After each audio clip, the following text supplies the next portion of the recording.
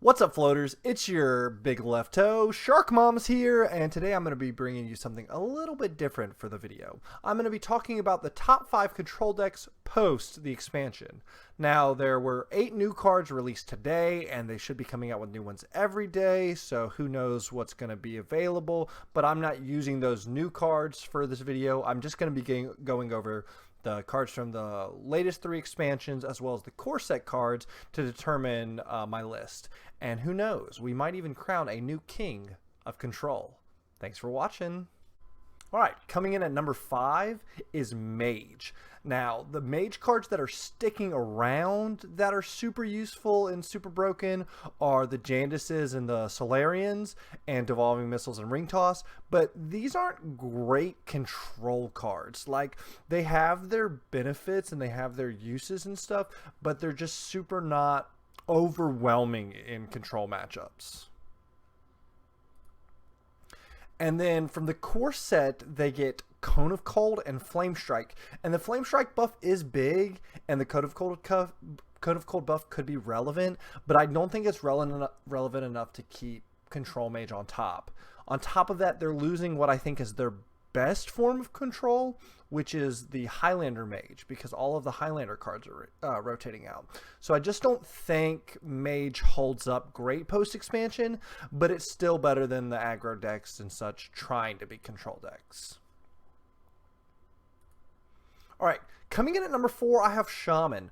And I had a lot of cards that I liked in Shaman. Like, other than the ones pictured on screen, the Fireheart's awesome, the Portal's decent, Tidal Wave seems like a great card in control matchups and stuff like that, playing control, especially against aggro. But I don't know, it's like, it's almost too slow, and it doesn't have enough going for it that it's its own identity. And it's like, everything Shaman does seems like it's doing something a step worse than another class.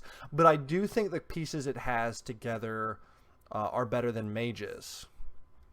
The cards it's getting from the core set is it keeps Lightning Storm, and the Feral Rage buff is significant because you can now play it on 3 and have more to do the next turn. You can go Feral Spirit into Feral Spirit, and I think Tidal Surge is a good card. Like, that keeps you in the game and deals with early minion threats. The problem is Hagatha's Scheme and Earthquake being gone are their major board wipes right now, and if something gets printed that's stronger or also relevant, like maybe they could still be in it, but I just don't see it, you know, getting any higher than 4th place.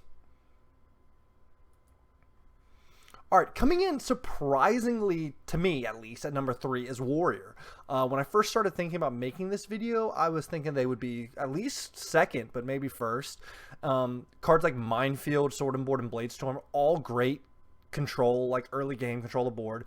And then they still have Rattlegore, like the best control card, like without a doubt. Like, even though I don't think this is the number 1 class, that is the best control card. That is the best control finisher. It sticks to the board so easily. And then, you know, other threats and stuff that they can play. But I just don't think it's quite there. It's much better than Shaman and Mage. I will say the top 3 are head over heels the control decks. These 3 classes are the control decks. But it just isn't at the place I would want it to be. Now, the cards it's getting from the core set, it's getting Shield Maiden reprinted back. It was a great card when it was first released. It was like in every control deck. It was even in like some Warrior decks that weren't control just because of how good of a resource it was. But I don't think it really is good enough anymore. Like, I don't even think Warrior control decks post rotation might even play it. Like, that might not even be a card. Now, that being said, it is now the only card that goes with Shield Slam. Shield Block is not in the core set anymore. So, that's crazy. But Brawl is still one of the best board wipes in the game. So, that hasn't changed. Now, it is losing. Now, Omega Devastator hasn't been in the meta recently, but that card is insane. Like, it's if you have to play it on turn 4, or like as a tempo card, it does okay. It has a decent, pleasantly costed Yeti body. But then on turns 10 and beyond, it is super good value. As well as Livewire Lance and the Evil Quartermaster. Both those cards don't seem like huge losses, but they're pretty big. That just gave the Warrior deck something to do early on in the game, gave it passive armor, different stuff like that. So, and Quartermaster being on a 3 and Shield Block being on a 3, Warrior now struggles kind of to have something to do on turn 3. So we'll see how that pans out. Now, coming in at number 2 is Priest. I actually think Priest is really in a good spot. The cards it's keeping, Palm Reading, Renew, Soul Mirror, these are super powerful cards.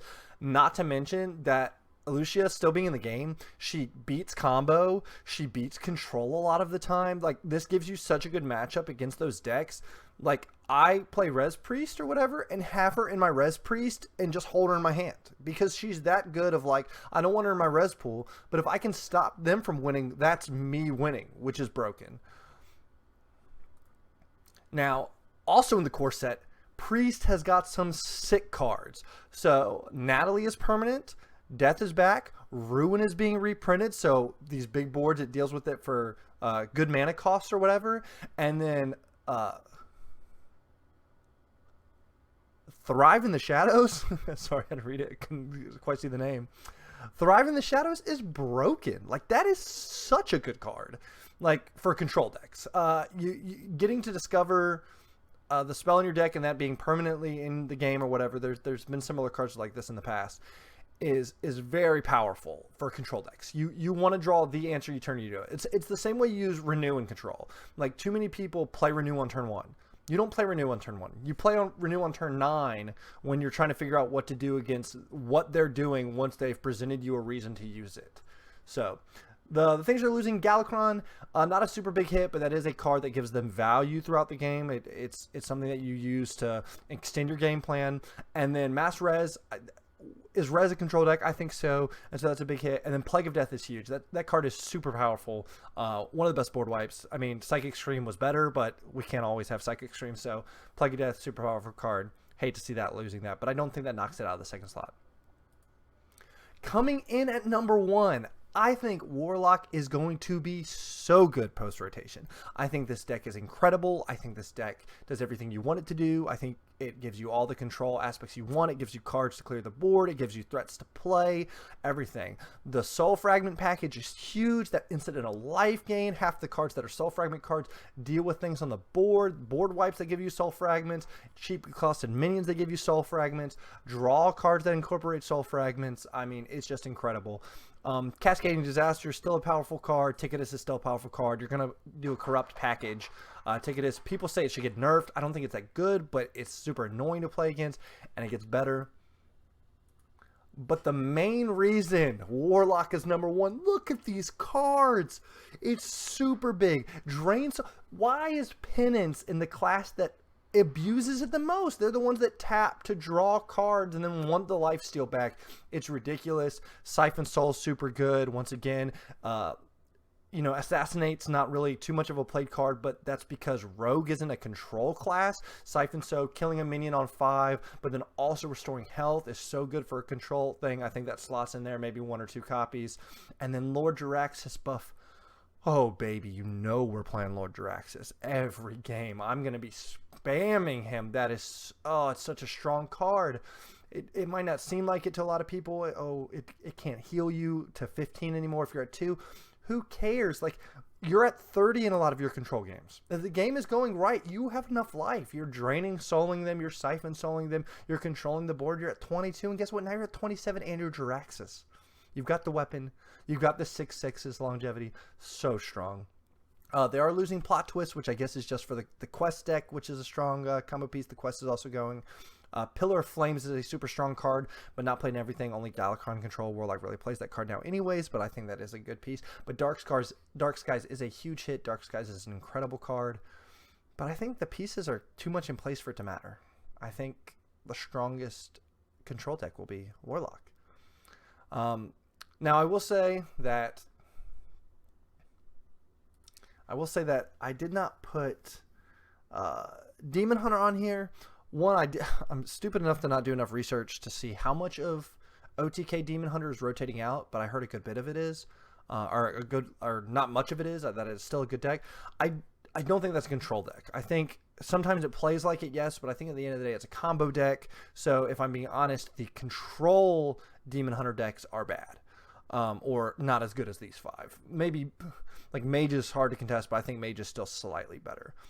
So that's my opinion. So that was my list. We had Mage 5, Shaman 4, Warrior 3, Priest 2, and Warlock number 1. If you like my opinion, be sure to like the video. If you didn't like my opinion, like the video. Feel free to fill the comment sections with opinions like, oh, you're stupid. It should have been rogue control. Look at all the things it's getting and what it has. I'd love to hear back from you. But of course, I hope you liked the video, and thanks for watching.